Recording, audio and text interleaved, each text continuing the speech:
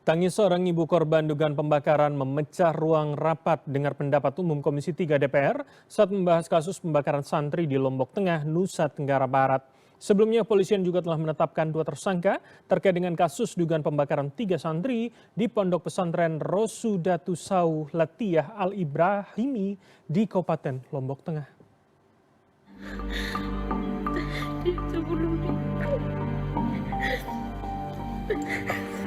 Izin pimpinan karena tangis pilu rumah ibu dari SS, seorang santri yang tewas usai menjadi korban dugaan perundungan yang dilakukan seniornya. Sang ibu bahkan tak dapat melanjutkan kata-katanya. Hatinya begitu sesak hingga apa yang ia utarakan dalam mencari keadilan bagi sang putra di ruang Komisi 3 DPR RI harus dilanjutkan tim kuasa hukumnya. Ibu korban menyatakan 3 hari sebelum peristiwa dugaan pembakaran terjadi, sang anak sempat bercerita kepada sang ibu bahwa dirinya mendapat ancaman dari anak pimpinan pondok pesantren. Sang ibu pun bertanya pada SS apakah ia menjadi korban perundungan. Namun, sang putra hanya terdiam takut. Sang anak baru menceritakan kejadian yang sebenarnya 3 hari setelah peristiwa tragis itu terjadi. Berdasarkan cerita korban kepada ibunya, dugaan pembakaran terjadi di sebuah ruangan kosong. akhirnya begitu terjadi pembakaran, 3 hari setelah terjadi pembakaran baru bisa berbicara si anak, baru menyampaikan bahwa dia itu dibakar. Di dalam ruangan itu adalah ruangan kosong pimpinan. Kemudian api terisi bensin itu menyebar di situ sehingga mulai dari wajah sampai sekujur tubuh kaki korban itu kena luka bakar yang sangat drastis 80%. Hanya bagian perut dan paha sedikit yang tidak kena bakar. Kamis 9 Juli, Kepolisian Resor Lombok Tengah telah menetapkan 2 orang tersangka. Mereka adalah pimpinan Ponpes dan seorang santri berinisial MR.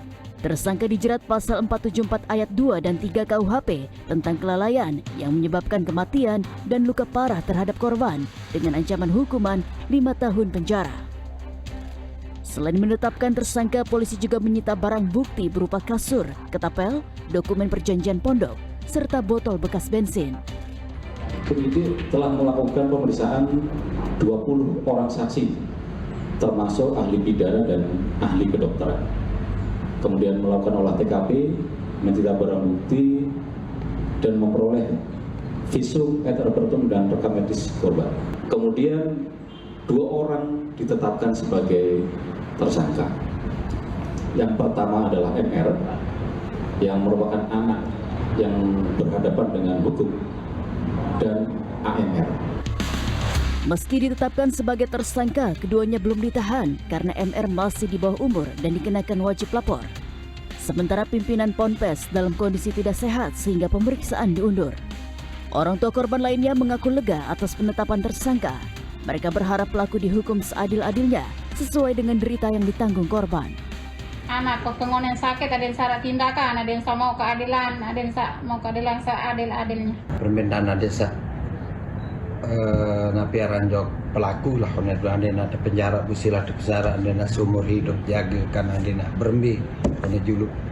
Pokok seadil-adil wah malik le pihak pondok sandi narak tanggung jawab merendang sakne. Ada narak tindakan wah. Ada sak berembi ke andenya arah efek jeran lah ini juluk boleh pihak pondok itu pengurus korban-korban pendek narak korban lain sama rentan sawah merentan oleh anak kenewan. Selasa 14 Juli, Polda Nusa Tenggara Barat mengambil alih penanganan kasus ini.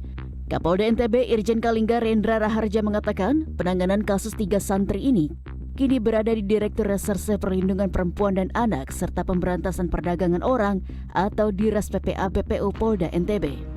Kasus ini diambil alih Polda NTB setelah ada permintaan dari Komisi 3 saat menggelar rapat dengar pendapat atau RDP dengan keluarga, pendamping korban, dan kepolisian pada Senin lalu. Seperti diketahui, 3 orang santri Pondok Pesantren Rosudatusau Latiyah Al-Ibrahimi diduga dibakar oleh seniornya pada akhir 2025 lalu karena melaporkan aksi perundungan yang dilakukan oleh senior mereka. Pelaku yang tidak terima diduga mengunci kamar asrama dan menyiram bensin serta membakarnya. Akibat kejadian tragis tersebut, 1 santri meninggal dunia setelah 3 bulan menjalani perawatan. Sementara 2 orang santri lainnya selamat, namun mengalami luka bakar parah pada bagian tangan dan kakinya. Tim Liputan CNN Indonesia.